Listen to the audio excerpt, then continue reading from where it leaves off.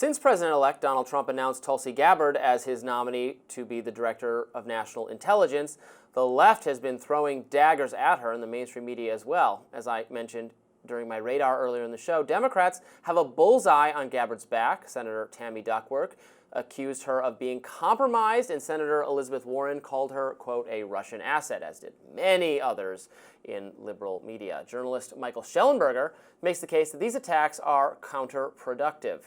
He wrote on X, Trump's nominee for Director of National Intelligence, Tulsi Gabbard, is a threat to national security, say the media and government officials. She's not, and no one has presented any evidence to the contrary.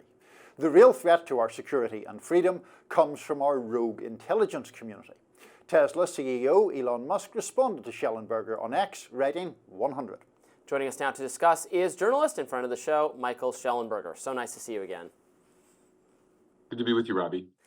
So is this how mainstream media institutions and many political figures are going to respond to a figure like Tulsi Gabbard, who is, outside the traditional intelligence community paradigms, by saying that if you disagree with them, or if you've at all echoed or said there's some validity to what a foreign government or the Russian government has said about a foreign policy issue, that makes you what, a deep cover Russian agent? Maybe she was like the Black Widow character from Marvel, maybe being trained as a Russian assassin from birth, something like that?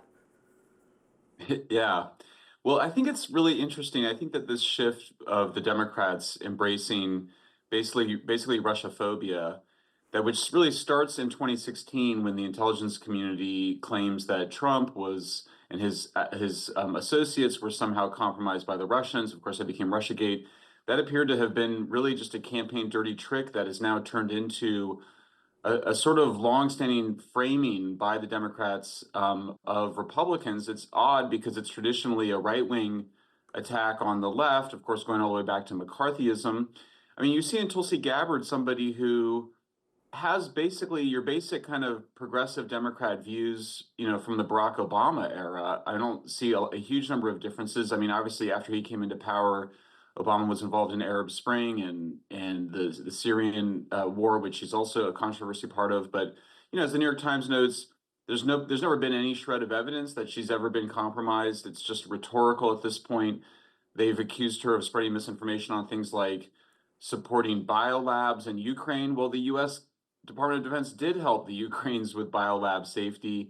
Certainly, she met with Assad, the head of Syria. That's controversial. On the other hand, I think the mood of the country right now is we're very tired of foreign wars. I think she reflects what a lot of Americans want, which is a negotiated end to the situation in Ukraine, negotiation to the end of the Israel-Palestine conflict. So I see in Tulsi Gabbard somebody who has views that are pretty solidly within the liberal side of the political spectrum, but just because of the fact that she's joined the Trump administration, wants to join the Trump administration, has opened herself up to these McCarthyite attacks on her around Russia.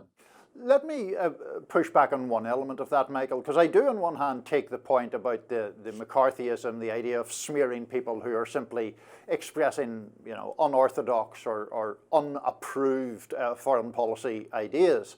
But in relation to Gabbard's views on the Syrian civil war, I mean, it doesn't seem to me fair, with all due respect, to say that those are kind of Obama-era Democratic views. I mean, she takes the view, as I understand it, that the people opposed to Bashar al-Assad are overwhelmingly Islamist radicals, and therefore it is quite justified for Russia to weigh in on I'll get this right yet, Russia to weigh in on Assad's side. I mean, that's not what Obama believed, right? No, for sure. And I should say that I'm really referring to Obama, the candidate in 2008. Obviously, he engaged in the Arab Spring and the Syrian conflict. And if she said that if she reduced the opponents of Assad to just radical Islamicists, I don't agree with that. I'm sure she said other things I don't agree with and that we all might disagree with. I've certainly said things that I don't agree with in the past, particularly around foreign policy in my younger days. But I just think we're all a little bit, older now, a little bit more grown up. I think that Gabbard is somebody that we need to take a strong role in cleaning up the intelligence community. There's just been 50 years since the last time we had a proper house cleaning of the intelligence community. Since then, we have had the intelligence community involved in creating a censorship industrial complex, involved in creating a Russia collusion hoax around a sitting president. We've had the intelligence community involved in a disinformation campaign around the Hunter Biden laptop, involved both the FBI and CIA.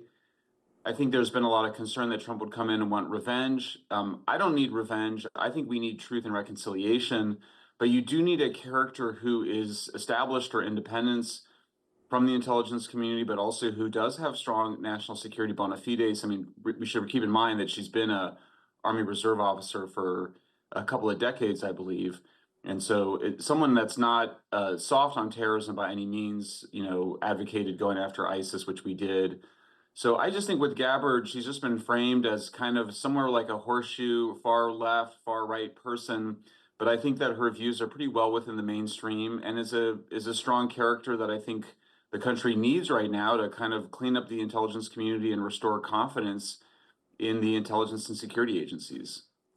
Shifting gears a bit, wanted to ask you about another subject. I know you were in Australia recently. You were down under fighting against some social media censorship legislation there that I believe had an interesting age verification aspect. This is a topic I'm very interested to delve into further because while I absolutely understand the concerns many families might have about social media usage, or particularly excessive social media usage, among young people.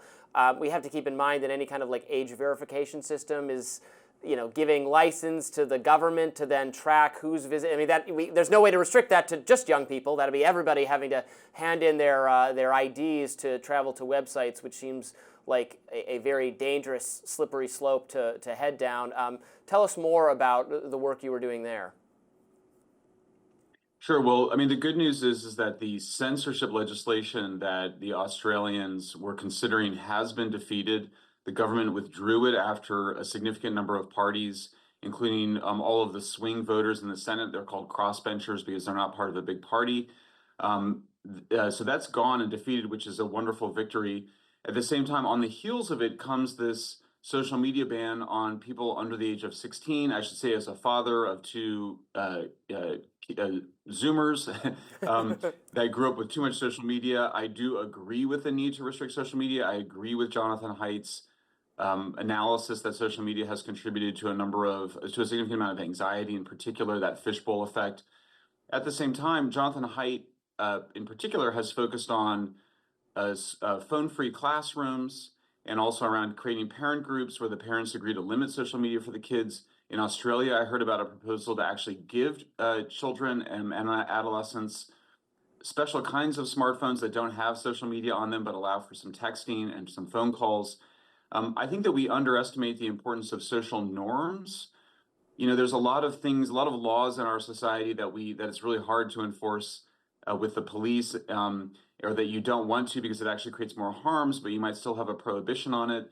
The concern now in Australia is that they're using this under 16 age ban to create digital IDs, which is something that the World Economic Forum has famously championed. It's become the source of endless conspiracy theories, but nonetheless is a real possibility. And yesterday, Senator Matt Canavan in Australia confirmed in his interrogation of the government that the e-safety commissioner, who's an American, by the way, that she could implement a digital IDs under this bill. So they're trying to get that taken out right now.